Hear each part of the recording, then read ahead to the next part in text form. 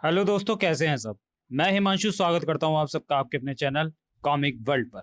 तो चलिए दोस्तों, कंटिन्यू करते हैं राज कॉमिक्स में थ्रिल और सस्पेंस सीरीज में हु सीरीज की अगली कॉमिक्स हु 6। अमेरिका का एक शहर हैटन, जहां अपराधों के लिए दिन व रात का कोई मतलब नहीं है।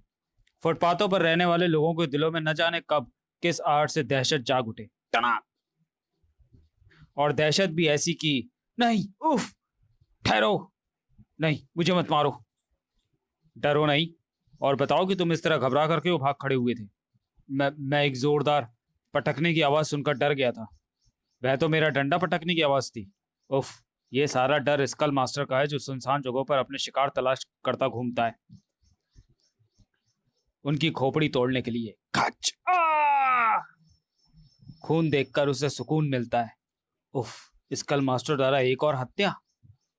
कुल मिलाकर उस विचित्र हत्यारे द्वारा ये 25वीं हत्या है, और सभी हत्याएं कनपटी पर वार करके की गई हैं।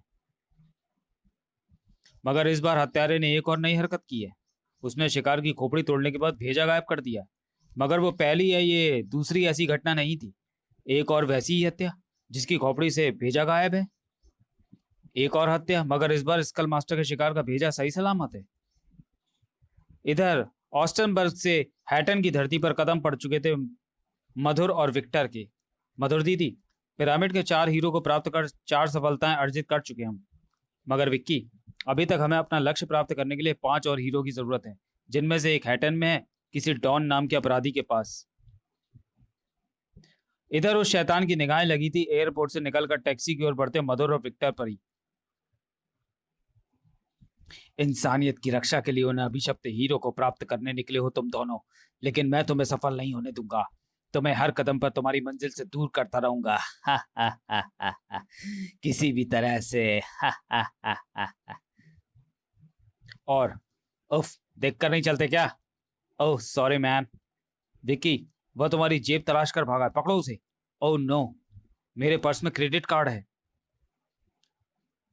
जिनसे हम किसी भी देश की मुद्रा प्राप्त कर सकते हैं, और जिनके बिना हमारी सारी मेहनत बेकार चली जाएगी। मोटरसाइकिल पर सवार होकर एक्सीलेटर घुमा चुका था वह जेब कतरा।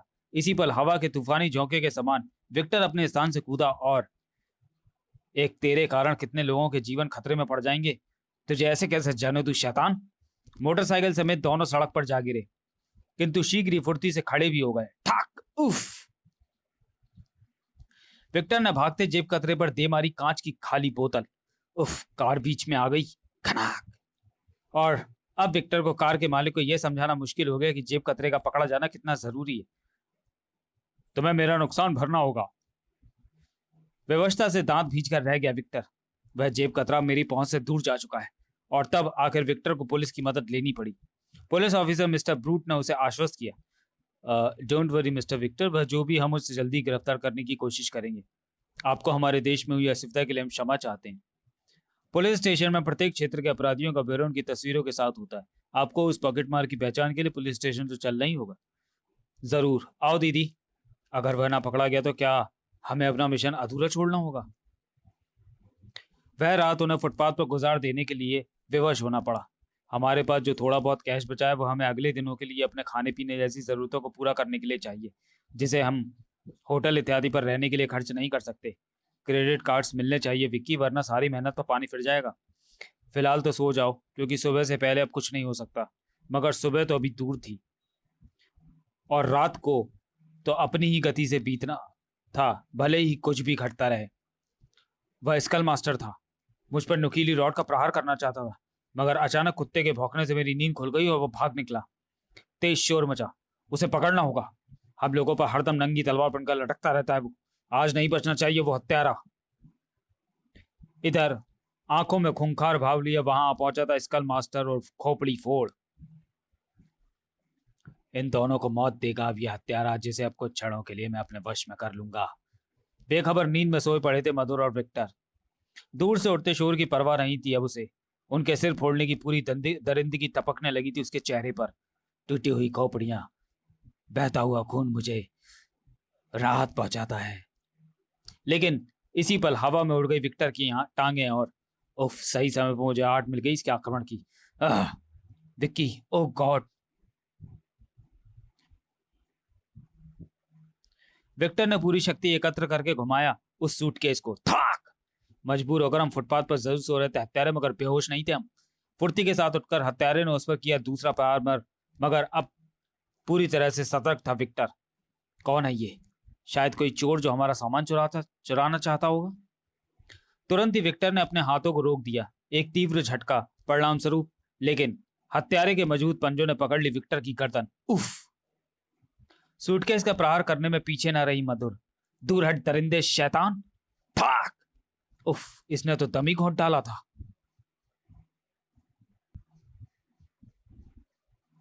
बड़ी फुर्ती के साथ हाथ बढ़ाकर विक्टर ने खींच लिया उसका लबादा। उफ, ये तो कोई दरिंदा है। और फिर एक तरफ से उठे शोर के बाद वहां ना रुका था हत्यारा। हत्यारा कहाँ गया? वो उस तरफ भाग गया, मगर तुम? वह एक खूंखार हत्यारा स्कल मास्टर है जो फुटपाथ पर रहने वाले लोगों की खोपड़ियां तोड़ डालता है, और शायद उनका भेजा भी खा जाता है। सुनकर रोंगटे खड़े हो गए थे दोनों के। इस शहर में तो दिखते ही दिक्कतें आ रही हैं मधुर दीदी। इन परेशानियों का सामना तो हमें करते ही रहना पड़ेगा विक्की। लेकिन अगर हमारी क्रेडिट कार्ड वाली परेशानी हल नहीं हुई तो हमें वापस लौटना भी मुश्किल होगा। जब ऐसा होगा तब देखेंगे कि क्या करना है, मगर फिलहाल हमें हत्यारे का यह हथियार पुलिस को सौंप देना चाहिए। उधर हत्यारा भीड़ के हाथ नहीं आया था। उसी समय शहर के एक दूसरे वीरान इलाके में मची थी सरगर्मी। कारण थी वह विवश लाश। खोपड़ी बुरी तरह तोड़ डाली गई है। स्कल मास्टर की दरिंदगी का शिकार हो गया ये भी। तलाशी लो इसकी। इसके सिर से भी दिमाग निकाल लिया गया है। सर, इसकी जेब से ये कुछ पर्स इत्यादि बरामद हुए हैं। पर्स? पहले पर्स का सारा सामान उसने बोनट पर उलट दिया।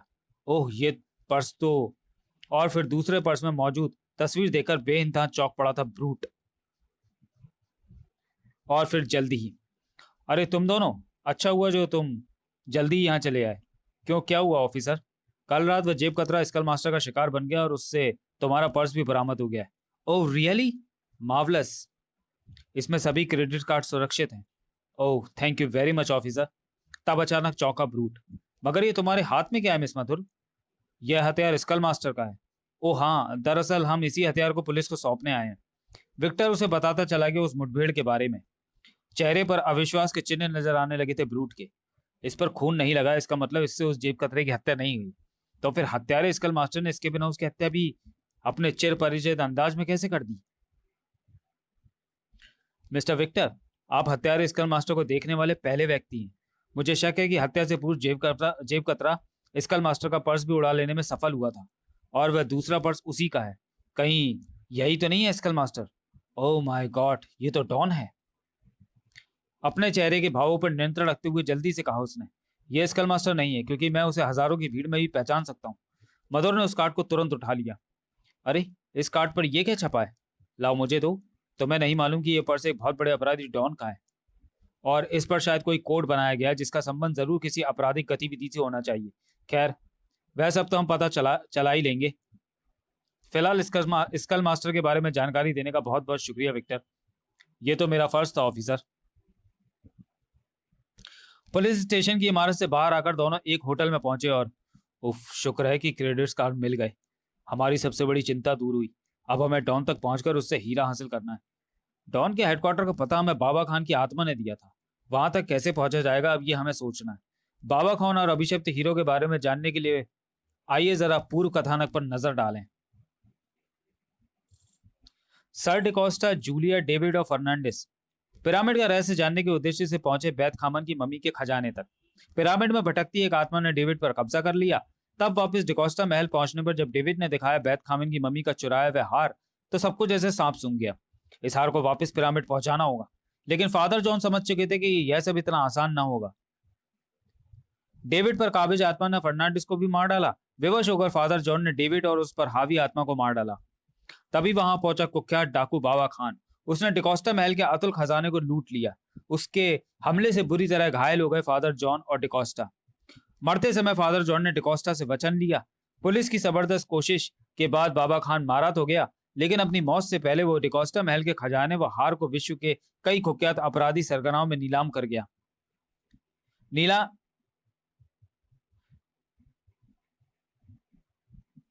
नीलामी में प्राप्त सारा सोना पुलिस ने प्राप्त कर लिया, क्योंकि वह सोना डिकोस्टा महल के वारिस का था। हॉस्पिटल पहुंचकर सर डिकोस्टा की भी मौत हो गई और तब पुलिस ने यह सारी जानकारी एक डायरी के साथ डिकोस्टा के एकमात्र वारिस विक्टर को दी। तब मैं वापस लाऊंगा हार को दादाजी। तब डायरी में लिखे निर्देश के अनुसार विक्टर अपने तांत्रिक चाचा माइकल के पास मदद के लिए पहुंचा, जहां उसकी मुलाकात हुई अपनी चचेरी बहन मधुर से। जहां माइकल ने अपनी तंत्र शक्तियों से बाबा खान की आत्मा को प्लेन चिट पर आकर उस नीलामी का पूरा ब्यौरा देने पर विवश कर दिया।